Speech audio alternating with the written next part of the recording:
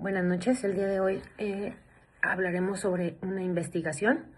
El nombre de la universidad es Universidad UBEC, el nombre del módulo es Protección Internacional en Materia de Derechos Humanos B2, el nombre del reto es Reto 5, Criterios Relevantes, el nombre de mi asesor es Miguel Ángel Espinosa Arreola, mi número de matrícula es la 23017-381.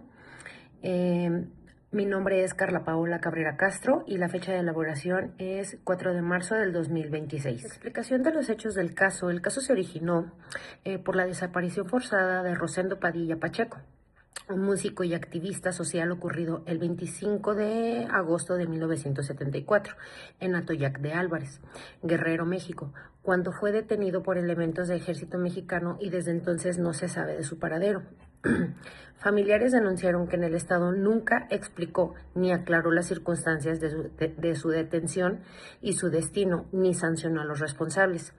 Alegaron violaciones de derechos humanos como derecho a la vida, derecho a la integridad personal, derecho a la libertad personal, derecho a la protección judicial y garantías del debido proceso, obligación de no discriminación y de respetar los tratados internacionales ratificados por México. Explicación del proceso ante la comisión. La hija de Radilla, Tita Radilla Martínez, junto con organizaciones de derechos humanos, presentaron la petición ante la Comisión Interamericana de Derechos Humanos en noviembre del 2001 por violaciones a derechos humanos en perjuicio de Rosendo y su familia. 2.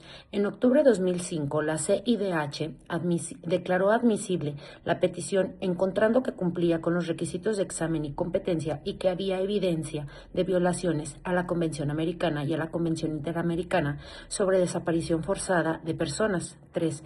La remisión a la Corte en el 2008, el 15 de marzo del 2008, la CIDH remitió el caso a la Corte Interamericana de Derechos Humanos para que se emitiera una sentencia sobre el fondo del asunto después de que México no cumplió con las recomendaciones de la Comisión. 4.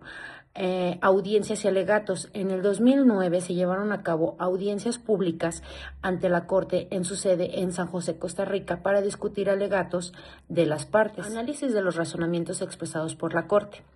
La Corte rechazó las excepciones preliminares planteadas por México y declaró lo siguiente: competencia y naturaleza de la desaparición forzada. La Corte determinó que sí tenía jurisdicción, pese a que los hechos ocurrieron antes de que México aceptara la competencia de la Corte, porque la desaparición forzada es una violación continua y permanente mientras persista la desaparición y la falta de investigación. Violaciones a derechos humanos. En la Corte concluyó que el Estado mexicano fue responsable internacionalmente por violar la Convención Americana de Derechos Humanos en perjuicio de Rosendo Radilla Pacheco y también por doblar la Convención Interamericana sobre Desaparición Forzada de Personas, incluyendo derecho a la libertad personal, derecho a la integridad personal, derecho a la vida, garantías judiciales y protección judicial, obligación general de respetar y garantizar los derechos sin discriminación. Y debido proceso de investigación, la Corte subrayó la falta de investigación diligente y efectiva por parte del Estado mexicano, lo que generó impunidad estructural y vulneró los derechos de las víctimas y sus familiares. También obligación de adaptar la legislación interna. Señaló que el uso de la justicia militar para investigar desapariciones forzadas no es compatible con estándares internacionales de derechos humanos. Doctrina del control de convencionalidad. Esta sentencia fue una de las primeras en México que activó el debate y la doctrina del control de convencionalidad, es decir, la obligación de las autoridades nacionales era interpretar y aplicar el derecho interno conforme a los tratados internacionales de derechos humanos aceptados por México y a la jurisprudencia de la Corte. Conclusión acerca de la importancia y trascendencia de esta sentencia. En mi conclusión, esta sentencia es trascendente porque reconoció la responsabilidad internacional de México por la desaparición forzada de un ciudadano durante la llamada Guerra Sucia, marcando un precedente en la lucha contra la impunidad por las violaciones graves de derechos humanos. Introdujo y consolidó la práctica jurídica del control de convencionalidad en México, obligando a jueces y tribunales a interpretar el derecho interno de conformidad con los estándares de la Convención Americana y la jurisprudencia jurisprudencia de la Corte.